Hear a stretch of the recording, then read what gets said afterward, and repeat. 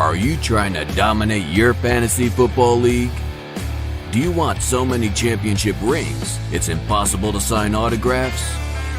Well, crack open a beer, pour yourself a glass of bourbon, and settle in, because you've come to the right place. Welcome to HammerCast. Welcome to the HammerCast Network. And on this special edition of the Dynasty debate, I'm bringing my good friend John come along, and we're going to have a little debate on running back ones of the rookie class. John, thanks for coming on. Hey, man, happy to be here. Thanks for having me. I'm super excited to talk about this. This is a really interesting subject, and they're like the two main guys in the class, and it's a heavyweight battle. I mean, I'm excited to talk about it.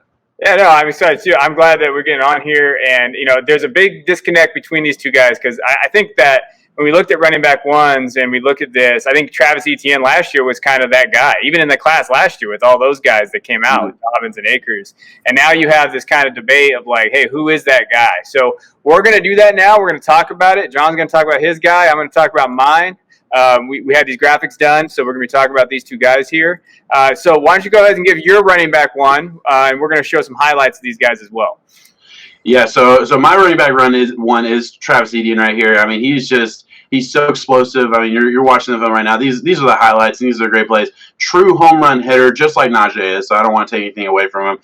I think what you're getting with him is he can go to any team and any system and be incredibly explosive. To me, he's a bigger-bodied Kamara, basically. So he's so slippery, so good at making people miss, has the explosiveness plus some.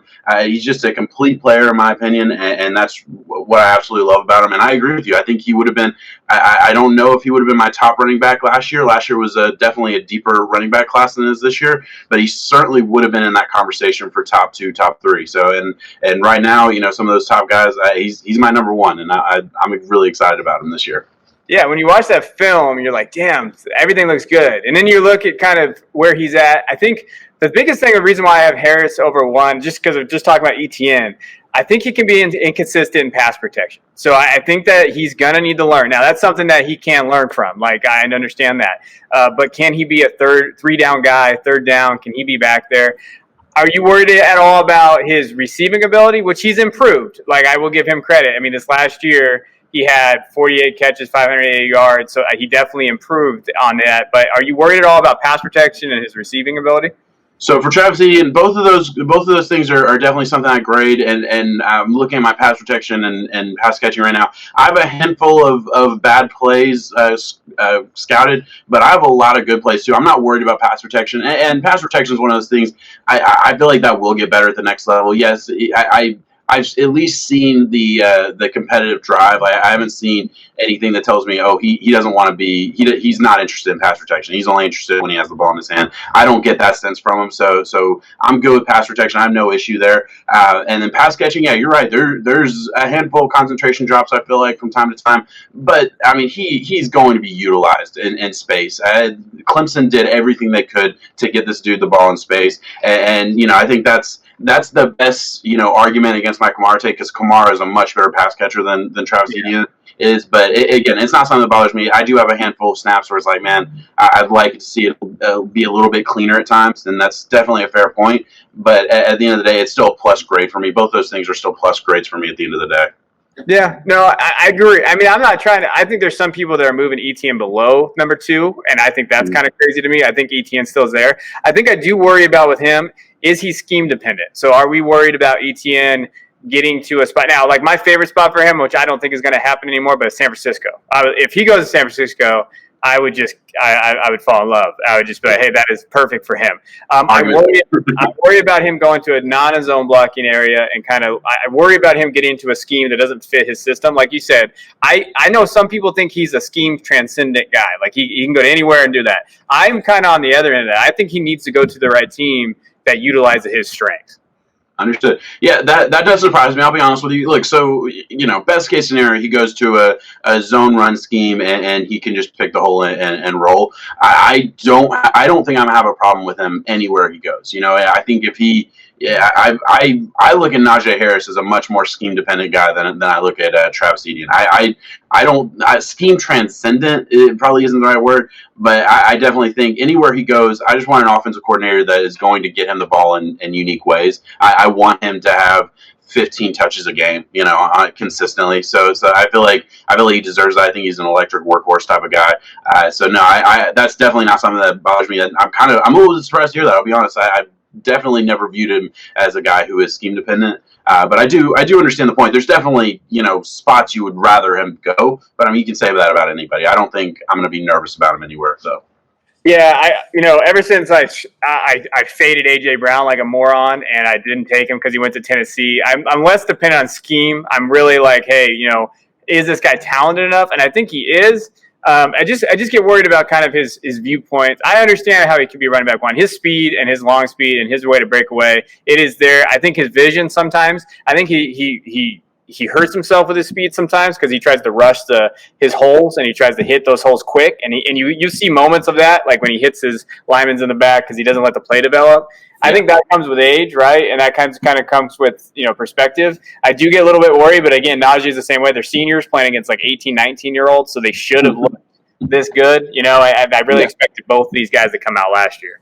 Yeah, and I think they should have at the end of the day, but I mean, it's their choice, so I'm not going to get into that.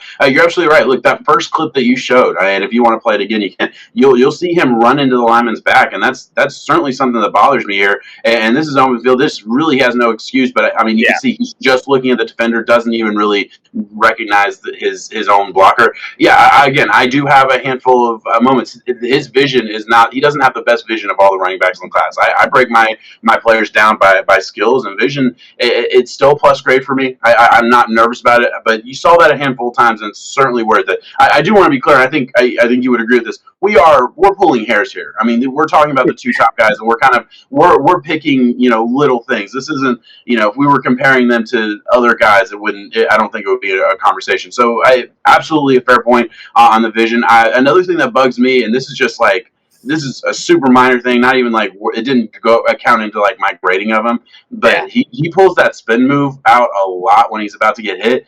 Dude gets hit in the back way too much. Like, I'm genuinely worried about him having back problems like in his 30s and 40s. Like, dude takes a lot of hits straight to the back. Like, it hurts my back watching because my family is like, there's back pain everywhere in my family. So every time I see that, I'm like, no, don't do that. But that's another little thing that kind of like bugs me. But look, hey, he's trying to get every yard from every single play. I love that. I love the hurdle he tried to pull out on that play against, I think, Notre Dame in the last seconds of the first half. Like things like that, I get excited about guys like that. He, like you said, home run hitter, explosive dude, and yeah, vision. It could be an issue, but I don't think this is like. Richard, who's the dude who went to Cleveland who had terrible vision. Trent Richardson. That's what I guess. I had Richardson. I wasn't confident in it. Trent Richardson. I don't think it's that kind of thing at all. So, okay. So, yeah. No, I mean, hey, I understand that. When we're thinking about this, in single quarterback leagues, you're taking one of these guys probably. I would take Chase because I love my wide receivers, but I understand you're taking one of these guys. So, that's a high draft capital for these guys. That's why we're talking about it. For me, it's Najee. And, I love Harris. And when you watch him on his film, I just love watching him. He's got one of the best jump cuts I've seen. He's powerful. And I think when I watch his film and just looking at this, he's got pretty good vision, but his contact balance, guys, like when you watch him and his ability to take hits, keep moving his feet and getting positive gains. I know Matthew Bruning from Debbie Debate, he talks about this. You need to check out his spreadsheets. He talks about positive gains. He absolutely crushes that area, and he always is moving forward. He's a pretty good pass catcher. Again, both of these guys are kind of similar, right? They've improved that area of the game. When you watch him, his receptions, 43 for 425 yards and 4 touchdowns. But he was proven to do that. I think he's just a powerful runner. Like, I get hyped every time I watch these films, this tape, like when I cut him up and stuff. I really think, is he scheme dependent? I don't know. Like when you watch him here, like his ability to just stay on his feet and to gain yards after contact, I think is what's going to set him apart at the next level. And he's got pretty good vision. There's not a lot of things that I feel like you can say about him negatively. Maybe he's older, maybe breakout age, all that kind of stuff. But I absolutely love Najee. I think that he's going to fit wherever. For teams, for me, everybody says the Steelers, but I think they're going to take a lineman. Now, they could take him, but I actually saw a mock where the Jets got him. And that would be an interesting spot in terms of at the end of the first. Maybe they go for that running back, and then they have a quarterback now. Or maybe I saw them take Chase and hit him, so they're obviously trying to build around Darnold. I would love that, but if you watch Harris's film, man, it's exciting. Yeah, he's made strides in every part of his game. The only thing, I think he fits in multiple schemes. What do you see that I don't see? What is something that you think negatively about him? Yeah, so first of all, yeah, you're absolutely right. I mean, explosive runner. I would say he has much more lateral quickness than Derrick Henry. And he's a little bit smaller than Derrick Henry, but he has that same power that Derrick Henry runs with. So yeah, I absolutely agree with what you're saying. My biggest issue, and the reason I do think he's scheme dependent, is because I don't think you mentioned Kyle Shanahan. I don't think you could go to a Kyle Shanahan scheme that likes to run those outside zones, those outside run plays. He is just a little bit too much of a build-up speed guy. That quick, explosive 0 to 60 first step is something that I definitely have an issue with, and that was like the main thing. I did a draft profile on him like very early on, one of my first ones, and I talked about how like if he's going to the outside now. Alabama didn't put him in this situation a whole lot, so like Alabama's smart; they know what they're doing. But I do feel like when he has that chance to build up, and really when he goes in like middle of the field, he's a wrecking ball, and he's agile, so he can get around people very quickly. We saw those plays; those are all awesome plays. I feel like when he is in space on the outside, takes an extra second to hit that top speed, and I feel like the NFL level, he's not going to consistently be able to hit the outside. Now listen, Derrick Henry's the same way. He ran for 2,000 yards, so I'm not saying that he can't be awesome. I think he could have, I think if he goes to the right scheme, my favorite fit for him is Atlanta. You had Arthur Smith go down to Atlanta, bring that same kind of run scheme. Man, I would be incredibly excited with that kind of situation. But the reason he is that tier below Travis Etienne for me is because of I think he's more scheme dependent than a Travis Etienne.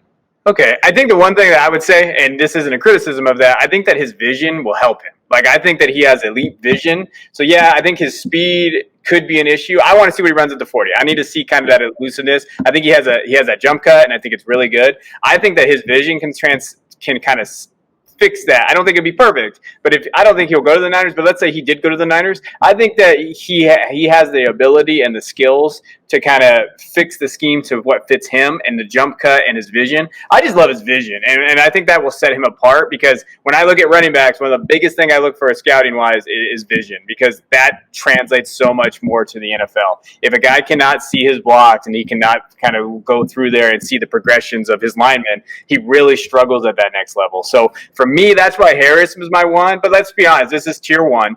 We're not talking about tier 2, tier 3 here. But if it was me, Harris is my first running back off the board, and he's top 3 definitely picked there. That's kind of how I feel about Harris, and that's kind of what we're doing there.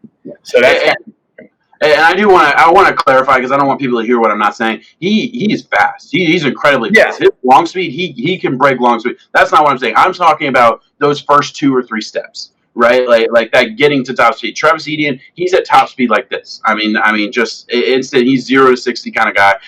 Najee Harris has a little bit more of that build-up speed. Not necessarily a bad thing, just kind of the way he's built. I mean, he's a big dude. It's going to take a second to get to that top speed. So I absolutely agree with everything you're saying. I definitely get, like, his vision is better than Travis Etienne as far as, like, my grade. And I grade every single skill out, and I give it a number grade. So I do have his vision as higher than Travis Etienne. But overall, he does end up being a little bit lower because of that. That short area quickness, I'll say, is a little bit less for me. And like you said, both tier 1 guys. I think, yeah, and the last thing I'll say, I appreciate you coming on and kind of doing this. And if you're listening, we'd love to hear you either in the comments or underneath, or even in the comments for YouTube, the YouTube channel. What do you guys think? Who is your running back 1 going forward right now? For me, the reason why I kind of sets Najee is he could score a touchdown. He had 26 touchdowns, rushing touchdowns last year. And when I'm looking at fantasy purposes, give me the touchdowns and let me score. And Etienne has done the same thing. Like I know Etienne has had his touchdowns. He had 14 this last year. They fed Harris a lot, but 26 touchdowns is nothing to like, wow. And then he also had 4 receiving touchdowns. He had 30 touchdowns on the year. So when I'm looking at that, that's kind of my key. Hey, who's going to give me the most points? Who's going to score an inside? And I think Harris is my guy. Gotcha. Yeah. Can I ask you something? This might be just I'm curious. Have you noticed a correlation between touchdowns at the college level and touchdowns at the NFL level? That's not something I've ever thought about, but you just mentioning that, like, I could certainly see, like, there's guys that just get it, that have a nose for the end zone a little bit more. Is that something you've consistently seen from college to NFL? That's a great question. I feel like that's something like me. I need to go steal it from Peter Howard or Jarek Bacchus or Matt Bruning and those guys. They're much more. They know that stuff way better than I probably do right off the top of my head. I would say that when I look at skills and translate very well, finding the end zone is definitely a skill. We look at Devin Singletary. That dude can't find the end zone to save his life. And he did score. He did score a lot at FAU. I know that. So I think for me, it's body type. Hey, does it fit this consistent Kansas running back score? That'd be an interesting to look at. But I am less worried about Najee scoring and finding the end zone than I am about Etienne, just because I think that they can feed Najee and he'll be a goal line guy. But that's just me. No, hey, that's totally fair. I mean, from that stance alone, no matter where they go, no matter what situation they're in, Najee is going to have 5 goal line touchdowns minimum. I mean, on the year, and that you can just chalk that up, guaranteed. The body type, the physicality, that's a guarantee. And to Travis Etienne, I don't think you can give that to him. So that's a really good point that I really hadn't thought of. So I really like that at the end there. All right, looks like I won, guys. All right, so hey, let me know what you think. Let us know what you think in the comment section. Let us know, who do you got? Who is your running back one? We appreciate you joining us on the Dynasty debate, and we will see you next time. Peace. Did you get all that? If not, make sure you head over to HammerCast.com, subscribe, and join the Hammer Nation. Until next time, keep grinding.